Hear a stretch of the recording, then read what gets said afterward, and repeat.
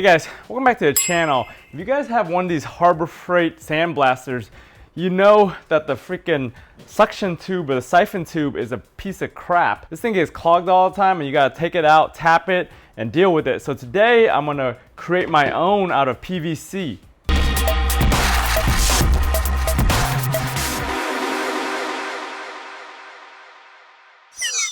On a good siphon tube, it has two tubes side by side. One is your air vent and the other one actually sucks up your media. This Harbor Freight one is a combination where you suck up your media on the thin part here all the way through, and then the bigger thick part that goes around here is your air or your ventilation, and it sucks because it gets clogged up all the time. So we're gonna make one that's a double tube using PVC. I saw this on another YouTube channel and he made it out of basically PVC, some hot glue, and some zip ties. I'm gonna go one further. I'm gonna probably put some epoxy or some fiberglass to hold it better just because of the vibrations and the environment that it's in. I don't trust the hot glue to hold long term. Where I'm drilling the holes for the siphoning and the vent, I'm gonna go ahead and just put some fiberglass just to make sure it holds.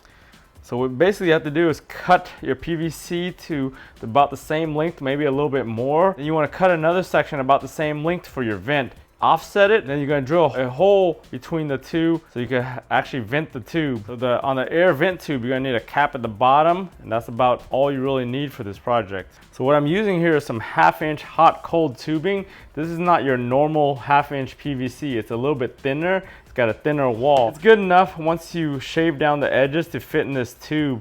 You're gonna still have to squeeze it into this tube because it's gonna be pretty tight. So go ahead and cut a piece about the same length as this, maybe a little bit longer. And then I'm gonna cut the second piece for the actual air vent.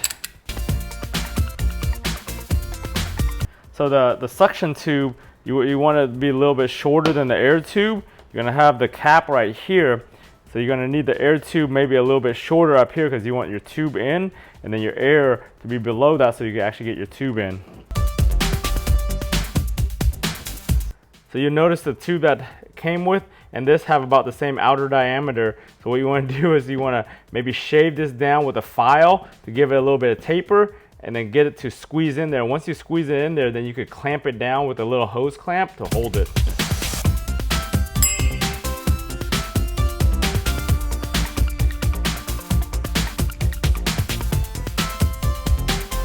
All right, once you taper it, I just used a little file I had here.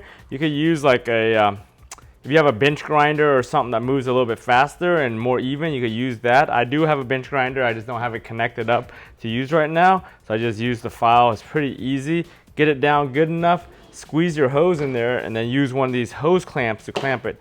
Next you wanna do is measure about 1 inch offset, and then kind of mark your spot here and then drill the hole across. So what you wanna do is just make an air vent between the suction and the air, so you could bring air into here and then keep your media kind of loose and allow air to come through. I'm just using a 1/4 inch drill bit. Just drill one hole on one side, then one hole on the other, match it up, and then use some hot glue or some epoxy to hold it together.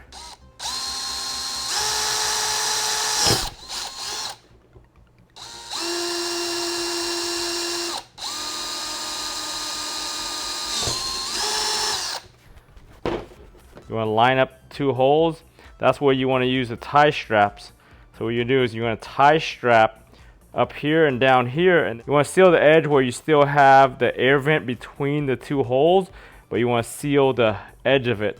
So we want to line these holes up, put that onto there, hold it so the 2 holes are basically kissing. I'm going to put a little bead of hot glue there just to create that seal. I'm going to put some resin and fiberglass in between just to hold this tube together. All right, we got the gun heated up. We're gonna just put a little bead right here in between the hole.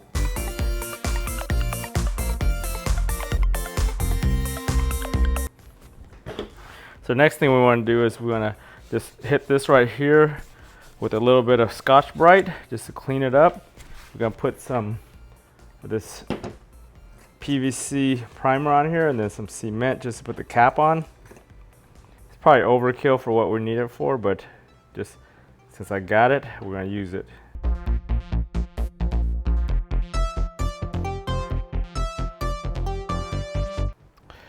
For most of you guys, this will be good enough to use, but for me, if you guys have been watching my channel, I like to go overboard and stuff and make sure it lasts. So I cut a couple pieces of fiberglass here.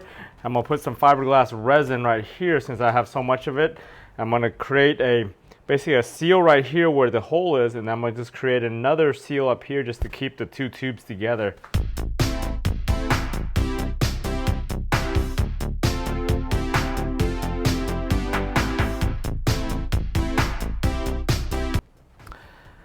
That turned into a big old mess. So I ended up taking off all that fiberglass that wasn't really sticking well. I'm just gonna end up duct taping all that resin onto there. There's still a bunch of resin on the tube. I'm gonna just duct tape it all together to keep it all in there so that fiberglass doesn't get spiky when it dries. Not the prettiest thing in the world, but it'll be functional and work. I'll go ahead and let it dry for a little bit, and then we'll go test it out in the sandblast. So I was able to squeeze that hose in that far in, which is like almost an inch down, using some soapy water, just like Chris fixed. So we'll go ahead and put this clamp on here, and then get it into the sandblaster and test it out. So we've got the tube put back in here. I connected it to the gun. It's sitting right there. I'm gonna go ahead and drop it down here once I set everything up and pour more media into here.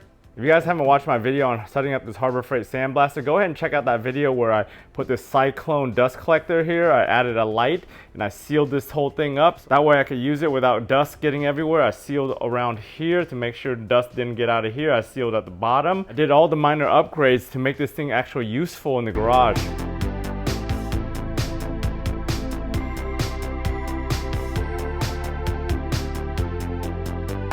Hey guys, thanks for joining me for this quick video on making that siphon tube for the sandblaster. As you can see, it's a simple project. It'll probably cost you like $10 in materials down at Home Depot. It's gonna be a huge improvement over that factory one that came with that Harbor Freight sandblaster, and it's much cheaper than the ones that you could buy online. I think the metal ones that you could buy online are like $30 to $45, or you can make it if you know how to weld and you can fab. But for me, making it out of PVC was much easier. Anyways, if you guys found this video useful, give it a thumbs up. If you haven't subscribed to the channel to stay on top of all my different DIY videos, whether it's on the car, in the garage, or on the house, go ahead and subscribe to the channel, like this video. Remember guys, for all these different projects, if I can do it, you guys can do it. I want to thank you for watching, and I'll talk to you guys next time.